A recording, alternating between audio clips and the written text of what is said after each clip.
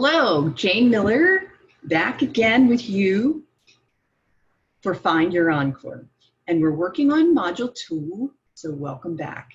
Module 2 is launching your Encore with focus, persistence, and consistency. So I have the workbook up on the screen here, and I think back in Module 1, there was a lot of work that you did. You chose to do some assessments, looking at your strengths and talents. You really considered your wants and desires. You thought about your dreams. And then by prioritizing and weeding out, you determined the one goal, personally and professionally, that you want to work on to find your Encore. So this is really exciting because this is where we really get into the launch. And it's we want to do this with ease and flow. And speaking of flow, you also let your ideas flow in Module 1, you keep thinking about your goal and thinking about your goal and letting the ideas flow and capturing those ideas, right? So you have a whole list of ideas, and hopefully every time you get that goal card out and look at it, some more ideas pop into your mind and you're recording those.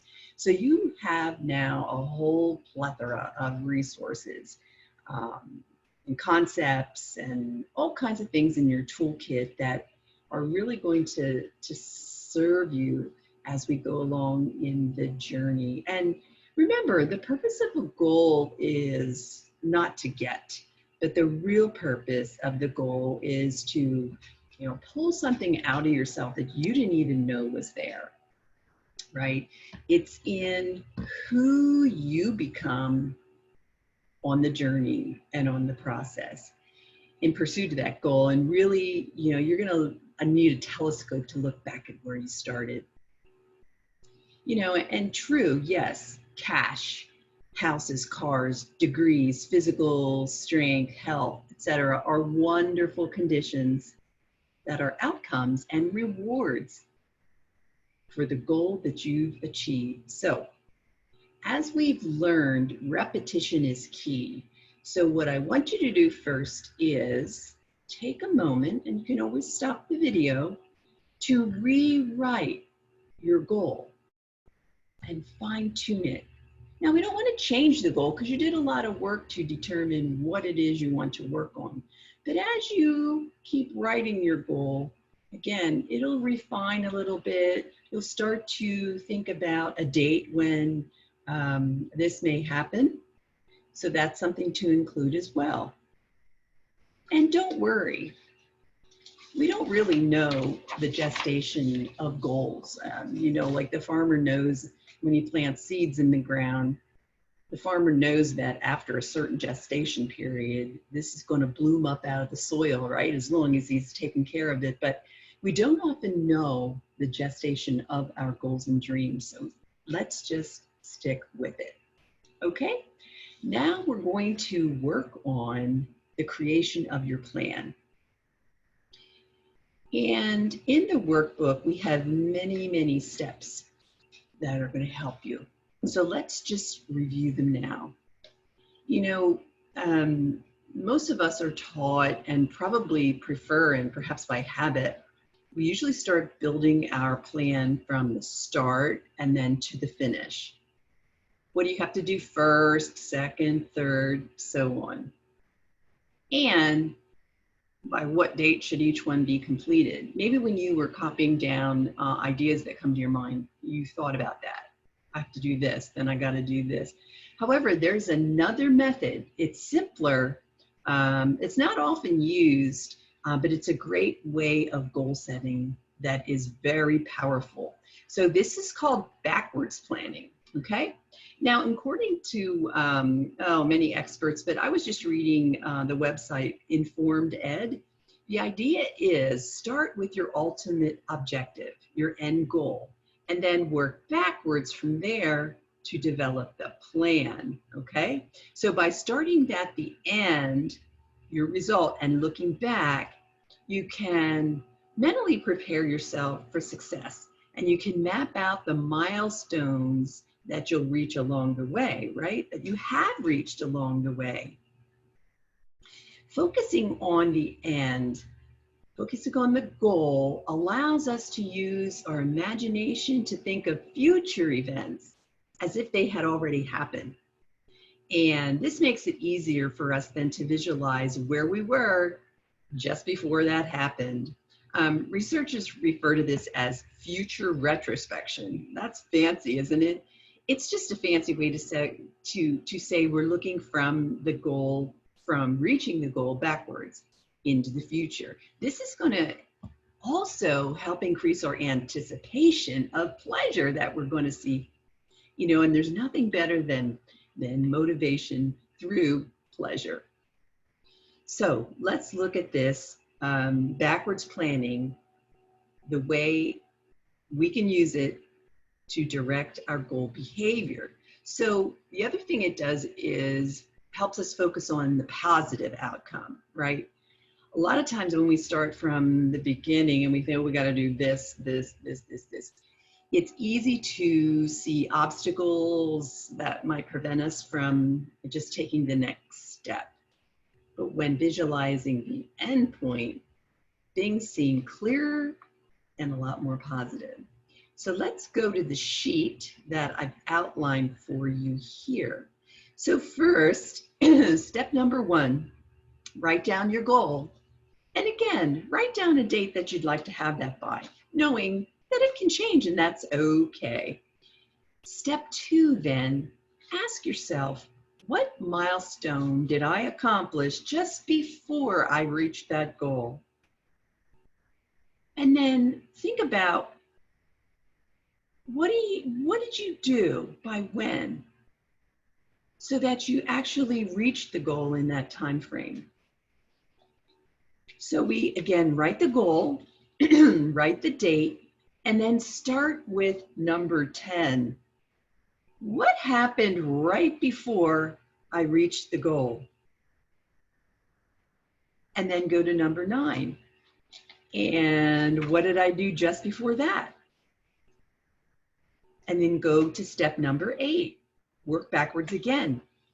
What did I do before that? And what did I do to make sure that I achieved the steps leading up to the goal? And then continue to work backwards in the same way until you identify each accomplishment in line. So again, go to the list of ideas that you've been contemplating and that you created back in Module 1. Continue to capture all those ideas and consider how these ideas fold into a roadmap. Think of it this way. So if you were going to the beach and your destination was Rehoboth Beach, Delaware. So the end destination was Rehoboth Beach, Delaware. So what was step number 10? Well, Route 1A that took you into your desired location on the beach. What happened before then? Well, you had to get on Route 1. What happened before then? Well, you remember driving past the Dover Downs where you saw number 1 south that you continued on. What did you do before that? Well, you were on the turnpike. What did you do before that? So you get the idea. Start with the goal as if you'd already achieved it and think about what were the steps that led up to that. Finally, then you'll get to step number 1. Okay? This is a super fun way. And again, backwards planning has shown to really be an effective way to put your plan out on paper and then to launch. Now, let's think about launching, because there's a very, very big piece about when you launch. And it is a lot of this planning, but the most important part is decision. Remember when we talked about decision? So you have this plan all mapped out and you keep thinking of your goal, you keep reading your goal card, and you begin to realize, ooh, I could really do this. Of course you can. I could really have that. Of course you can. As you work towards your goal, decide, am I going to work towards my goal in this next hour, or am I going to watch TV? You could take the time, instead of watching TV, to visualize about your desired result, about that goal, as if it's already here. Think a little further. You could either visualize about already having your goal, or you could let doubt and worry creep in. So don't do that. Decide just what you are willing to do. Each night, write down your list of 6 things that you can do tomorrow. Not 16, not 60, just 6. 6 things, most important things, that will catapult you towards your goal. Write them down, put them in priority from number 1 to 6. Now, number 1 is going to be the one of the highest importance and giving you the biggest bang for your effort. And then tomorrow, start working on number 1. And you're going to have interruptions, you're going to get sidetracked, but keep going back to the first thing, the number 1 thing. Hey, if you only get that thing completed, woohoo, you have finished the most important thing. And again, thanks to Ivy Lee for this brilliant suggestion. And we're going to go into more detail on this in a future module when we optimize these results. But just for now, let's go down and decide on the 6 things to complete tomorrow. Just think at the end of the month, if you only get your number 1 done every day, you'll have gotten 30 very important things done towards your goal. Now, again, later modules, we're going to talk about enhancing the focus and enhancing the efficiency and the effectiveness on how we are reaching these results. But for now, just get into the habit of this. Get into the habit of every night thinking about your goal and writing down the 6 most important things that you're going to complete tomorrow. And I have a nice a sheet in the appendix that you can just copy down. Okay? All right, this is a lot of work I know I've given you so far. So here's the last thing I want you to complete just in this module. Not too many things, right? Here we go. So I want you to take a moment on review. So far you've mapped that plan out, going backwards from the goal that you're envisioning.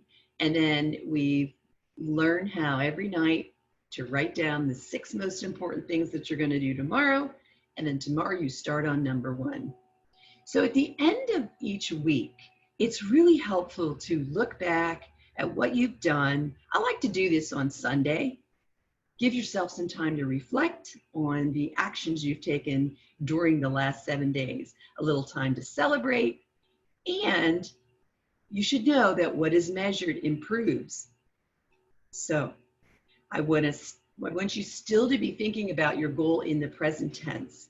I'm so happy and grateful now that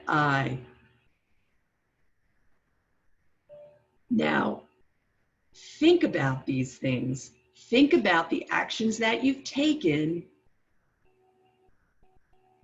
and were they productive? Okay?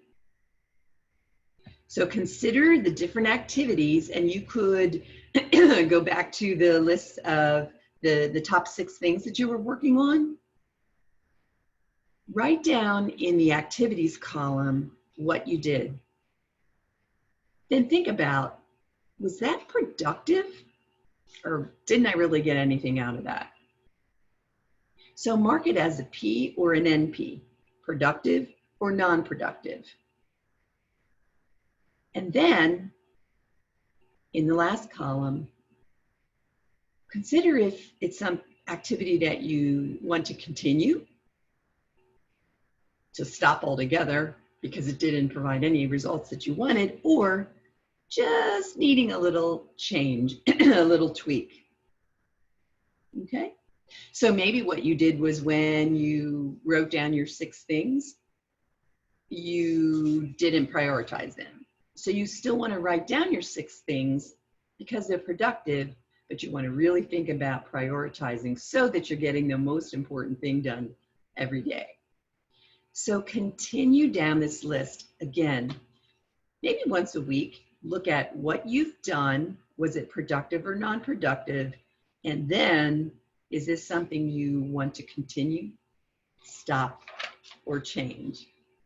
And I also have a sheet on this in the appendix, in Appendix B, with a little more writing space for you. So let's review, because there was a lot in this chapter, in this module. So with the entire Find Your Encore program, you know, again, it's designed to help you find the things that are filled with purpose and joy for you, things that use your talents and strengths. And we want to ensure your time freedom and your financial confidence. So back in Module 1, again, we worked to find clarity, and we created the goal that we want to go after. And we created the beginnings of ideas and a plan. And in this module, Module 2, you made the decision and you committed to launching your plan. You looked at what your plan looks like using backwards planning, and then chose 6 top to-dos every night. And the next day you've worked on the most important one till you have got it done before moving on to the next. And finally, we've given you a way to review and look back at the activities that you completed, and were they productive or not productive? And how do you want to alter that a little bit? So this was Module 2. It's a lot in it, very important things. And I want you to continue down through. And as always, reach out if you have questions or concerns, and we'll get you continued progress towards your Encore. Okay? So very good to be with you, and I'll see you in Module 3. Great to be with you. This is Jane Miller.